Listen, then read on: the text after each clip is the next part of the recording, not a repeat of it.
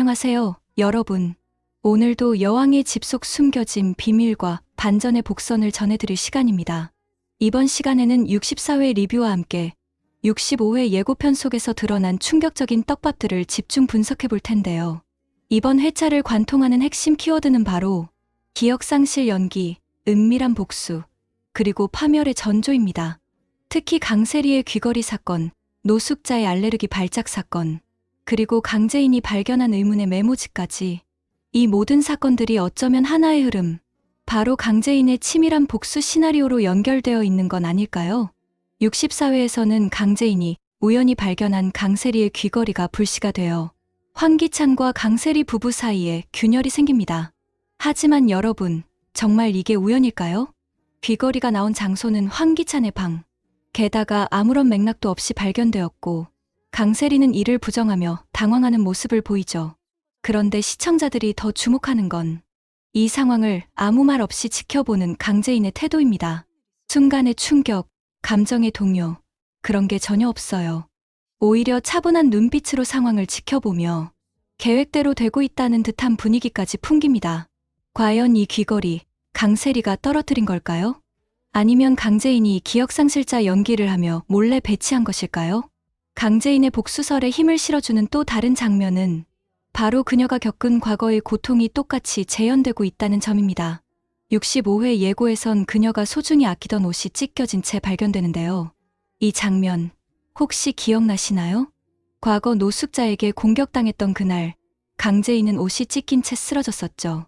이처럼 비슷한 사건이 반복되고 있다는 건 단순한 우연이라기엔 너무 정교합니다.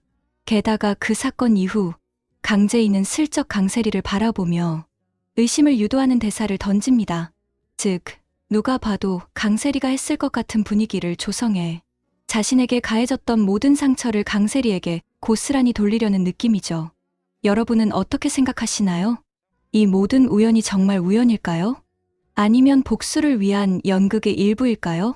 다음은 노숙자 사건입니다.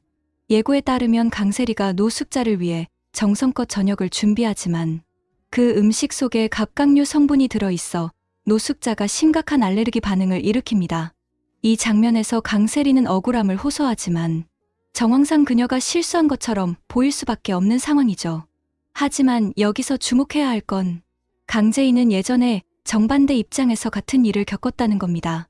그때는 노숙자가 일부러 알레르기를 유도해 강재인을 곤란하게 만들었었죠. 이번엔 그 패턴이 거꾸로 적용된 겁니다. 노숙자와 강재인이 힘을 합쳐 강세리를 함정에 빠뜨리는 구성. 시청자들은 이 장면을 보며 확신합니다. 이건 철저히 계산된 복수극이다. 이 모든 상황 속에서도 강세리는 여전히 본인이 중심이라는 착각에서 빠져나오지 못합니다. 황기찬은 몇 번이고 경고하죠. 혼자 판단하지 마라. 이젠 조용히 좀 있어라. 하지만 강세리는 또 김도윤에게 도시락을 싸주며 강재인을 회사로 불러냅니다.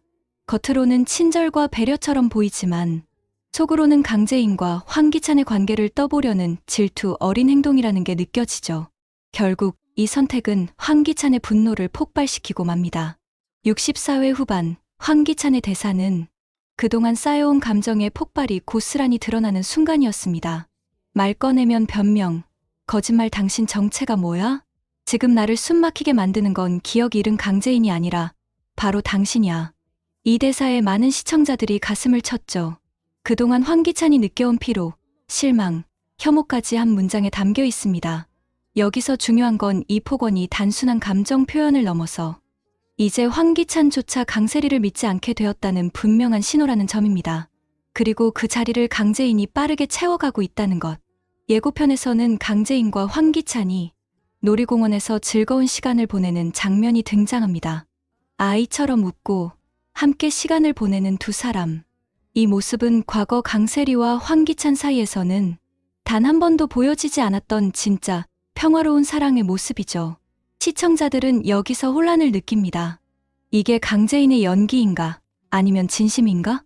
복수를 위해 다가간 감정이 어느 순간 진심이 되었을 가능성. 그렇다면 이 감정은 또 다른 비극을 예고하는 건 아닐까요? 65회 예고편의 가장 중요한 장면 중 하나. 강재인이 황기찬의 책상에서 발견한 의문의 메모지.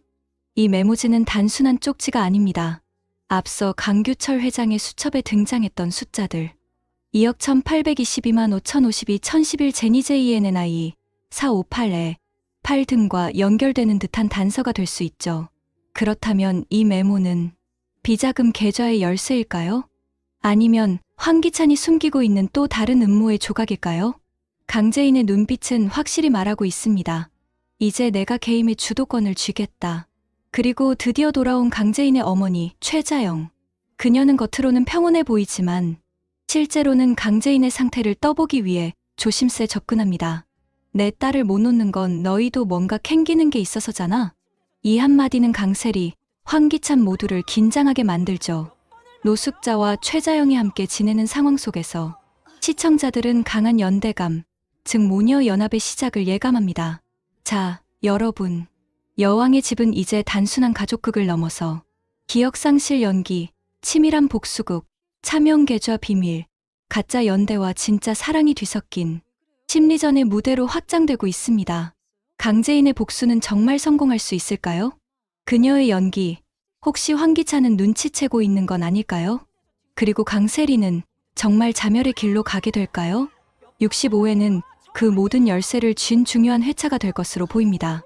이 영상이 재미있으셨다면 좋아요와 구독, 알림 설정으로 다음 리뷰도 함께 해주세요. 감사합니다.